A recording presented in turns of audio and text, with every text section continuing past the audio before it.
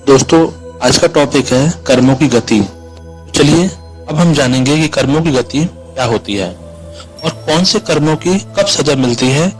आप ये नहीं सोचिए कि मैंने किसी को कष्ट नहीं दिया या मेरे द्वारा किसी को तकलीफ नहीं हुई या मैंने किसी को धोखा नहीं दिया, मैंने किसी इंसान के हाथ पैर नहीं काटे हैं, ना ही मैंने कोई मर्डर किया है, तो फिर मुझे किन कर्मों की सजा मिलती है?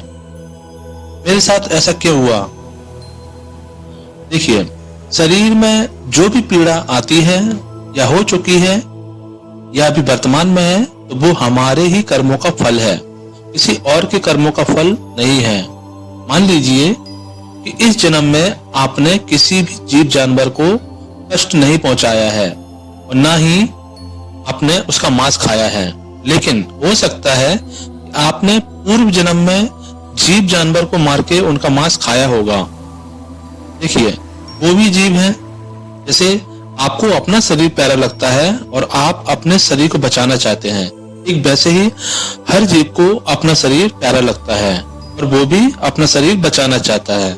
अगर आप किसी भी जीव को मारने की कोशिश करेंगे तो वो बचाव के लिए कोशिश करेगा कि मैं बच जाऊं। दुनिया में लोग अपने जीव के स्वाद के लिए पिछले जन्म से लेकर अभी तक के जन्म तक इन जीवों को मार के खाते रहते हैं और जब हमारे कटने की बारी आती है तो हमको बहुत दुख होता है।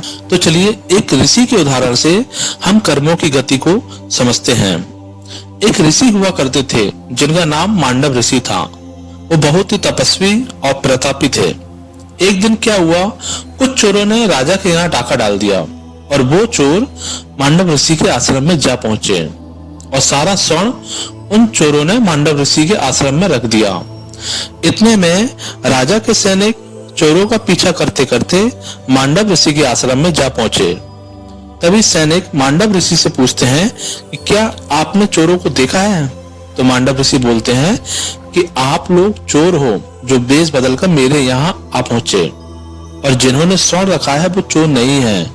इतने में ही सैनिक लोग चोरों के साथ साथ मांडव ऋषि को भी पकड़कर ले जाते हैं, क्योंकि सैनिकों को ये लगा कि ये चोरों का सरदार है। अब मांडव ऋषि को महल में राजा के सामने प्रस्तुत किया जाता है।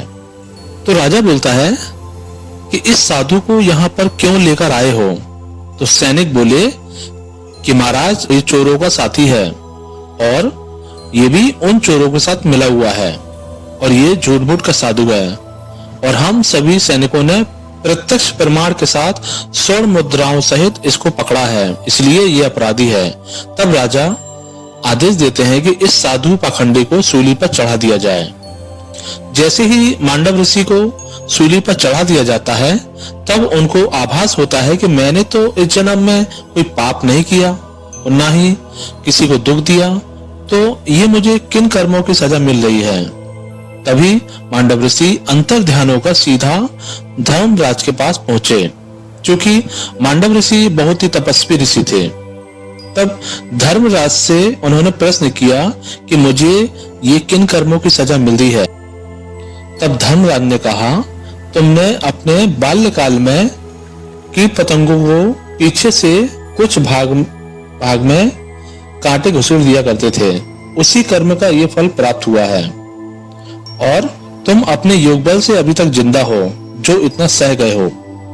तो दोस्तों, इससे यह निष्कर्ष निकलता है कि जब इतने बड़े तपस्वी ऋषि को दंड दिया जा सकता है तो हमारे तुम्हारे तो कितने कर्म हैं। न जाने कितने जानवरों को पिछले जन्मों से लेकर अभी तक मार काट के खा गए और खा रहे हैं, जो कि कितना कष्ट दे रहे हैं, उनको दुख दे रहे हैं, कितने पाप कर रहे हैं। तो सोच सकते हैं कि हमने जीवन में कोई पाप तो नहीं किया है, लेकिन बिना हमारे पाप के कोई भी हमें दंड नहीं दे सकता है। हम शरीर बदलते चले जाते हैं, तो क्या हम जो पीछे गलती करते चले आए हैं पिछले जन्म में, तो वो भी लागू नहीं होगा हम पर? जरूर होगा। तो पिछले जन्मों में क्या पाप कर्म करके आए हैं वो तो हम लोगों को पता नहीं रहता। तो अब देखिए, छोटेपन में या पूर्व जन्म में किए हुए जो अपराध होते हैं वो हमको भोगना ही पड़ता है।